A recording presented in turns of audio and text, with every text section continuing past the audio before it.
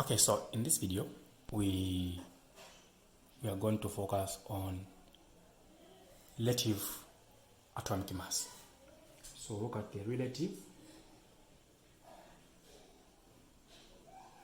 atomic mass.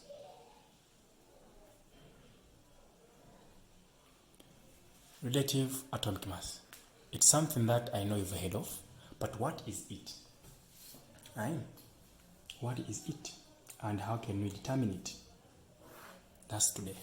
So the relative atomic mass is the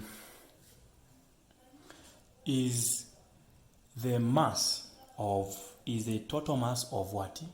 Of an element compared to 1/12 of carbon what? Of carbon 12. I'm not going to give the definition here, but you need to know that if this is an element, right? Then there is A here and there is Z here.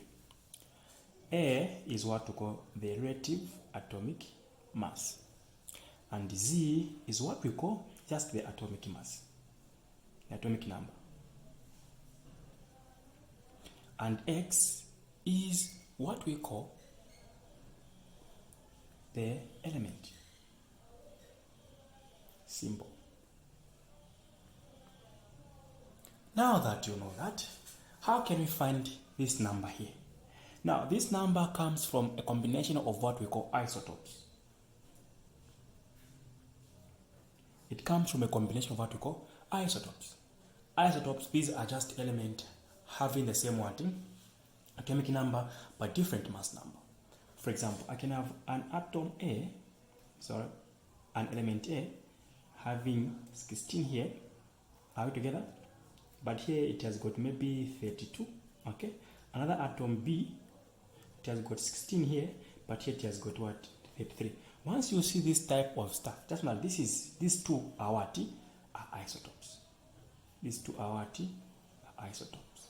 And from here, that's why you get the relative atomic mass. But for you to find relative atomic mass, there's another concept, the one we call the relative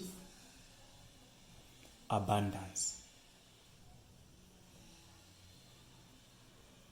So this is the percentage, occurrence of an element in nature.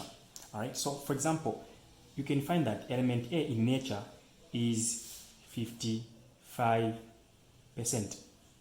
And element B, it will be 45%. You get that? So these two, when I add them, they should be able to give me the mass of an element. Let's say element C. All right. So I'm going to use this to find the relative mass of an element which has got these two isotopes. So relative atomic mass. So relative atomic mass is given by, follow me, the mass number here. Okay. So it's a mass of one element multiplied by relative abundance of another element over what?